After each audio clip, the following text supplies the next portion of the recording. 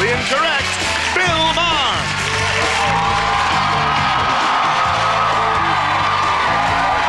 Those guests tonight, Dave Matthews, Elaine Boozler, Bishop Earl Jackson, and Joe Califano.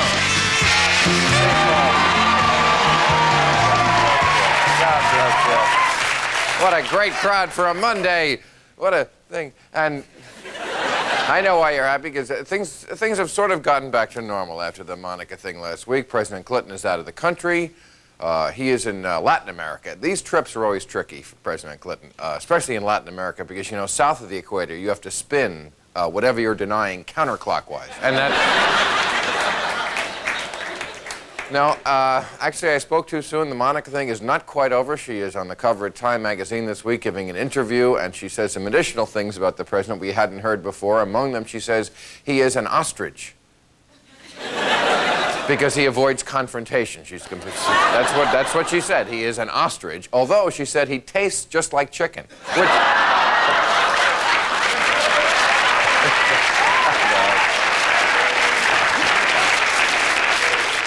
Oh, poor Monica. She's enjoying it, and I think we see that. She's in England now. She had a little trouble. She was mobbed by photographers, went away in tears when she was coming into Harrods to sign her book.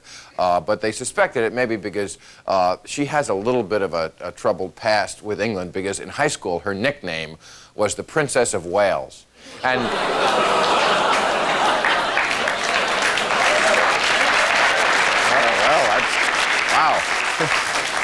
Booing going into applause. You don't hear that. You hear laughter into applause, booing into applause, a kind of a schizophrenic crowd.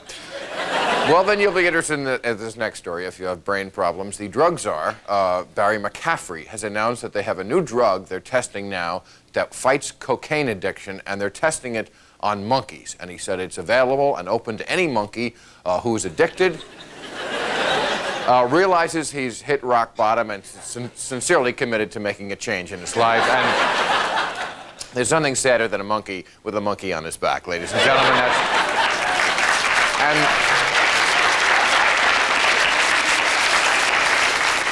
And finally, certainly not to make light of this, but I did want to mention this on the show because a truly great American has died. Joe DiMaggio, I think you all know that. He passed away, 84, had a great long life, and this is somebody everybody should look up to. This is the kind of person. So we wish his family all our condolences, and this is a sad day for not only baseball fans and Yankee fans, but also Pete Rose, who had March 9th in the pool. Anyway, thanks for coming. Let us meet our panel. He is the chairman of Columbia University's National Center on Addiction and Substance Abuse, Joe Califano. Joe. How are you, my friend? Good to see you. He is an attorney and theologian. This week, he's hosting Racial Reconciliation Sunday from the Samaritan Project. Bishop Earl Jackson. Bishop.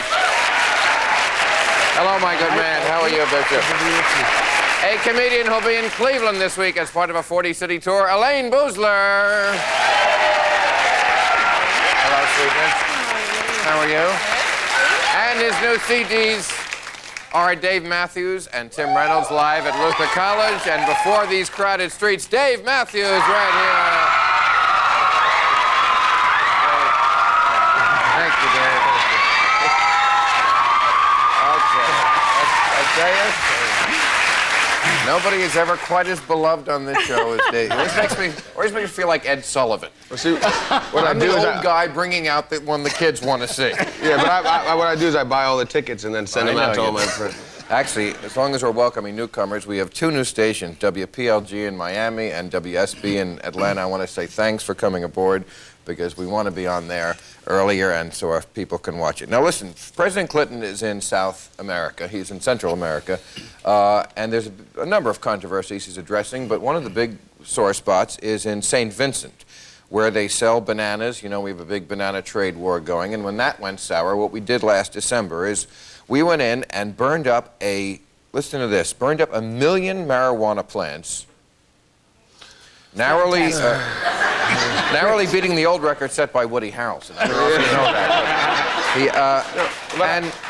I have to just say, just because I understand well, I don't know if I understand them, but there are laws here. But I have a big difficulty with us going to other countries that don't necessarily believe have the same ideas and go and burn an economic crop for them, something that feeds their people, and these people are already, you know, fairly destitute. So now we're going to go over there and burn their crops and then say, why did you destroy our income? And we say, well, because we don't want our kids to get high, but it's not, or don't want our people to get high, but our kids, are, you know, our people. It's not St. Vincent that's got the big drug dealer going, hey kids, you want to get high? You know, they're not pushing it. They're growing it because there's people and it here. just seems terribly arrogant for us to bring our own hang-ups into another country. But we thought we'd invite Joe here because I know that you're. You know how I feel about this. One, they invited us in to do it. Remember that. You know remember that now. Oh, remember please. that. But you can talk to Hitler a farmer, said the same thing. No, they invited us. I'm not kidding.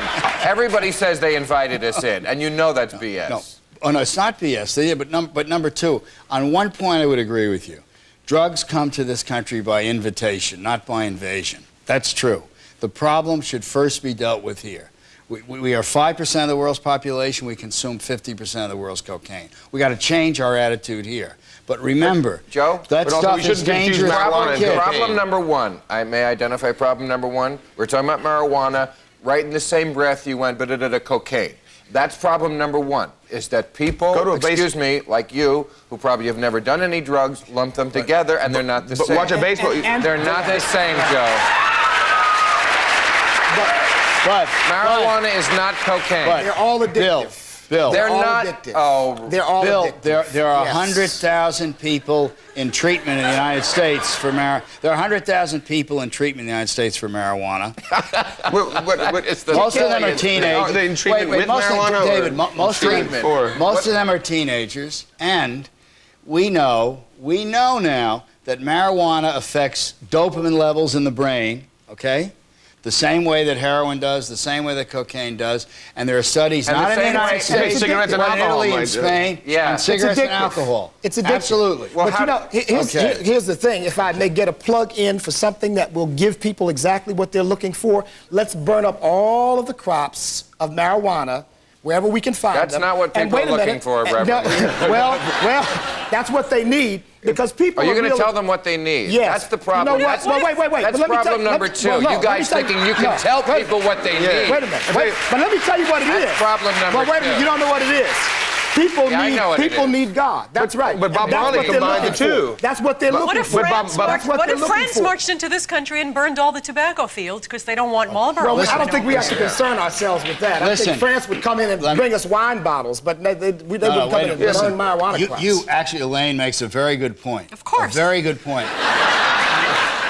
I waited long enough. There it is. There's my point.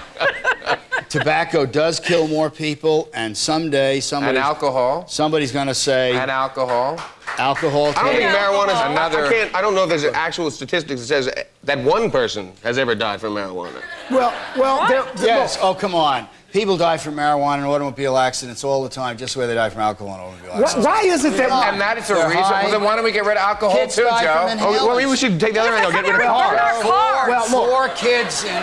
Joe, then why isn't alcohol illegal too? Because it's why are you demonizing one mood-altering substance that could kill you in a car accident and not the other? Where's the consistency, Joe? Let's not add anything. The point is, let's not add anything to the mix. I mean, we've already got alcohol. Let's leave the hypocrisy where it is. Well, let's just stop where we are. Yeah, maybe. Well, isn't that unfair? Well, look, why don't we include LSD? Wait, I asked him a question. Oh, no, but let's see. Not at all unfair. First of all, for kids, drinking, buying alcohol, buying marijuana, buying cigarettes, it's all illegal. I agree. It's all illegal. It should be for okay? kids. Yeah. All right. That's what we're talking about. We're not talking about kids. Nobody. We're talking about going to an island and burning alcohol is not illegal for adults. Marijuana is illegal for adults. Where's the consistency, Joe? There's none. I mean, either we ban alcohol or we legalize marijuana. Alcohol? No, I don't want to, but I want. I think marijuana would be a nice thing to buy at a store. All right, I got to take a commercial. We'll be back.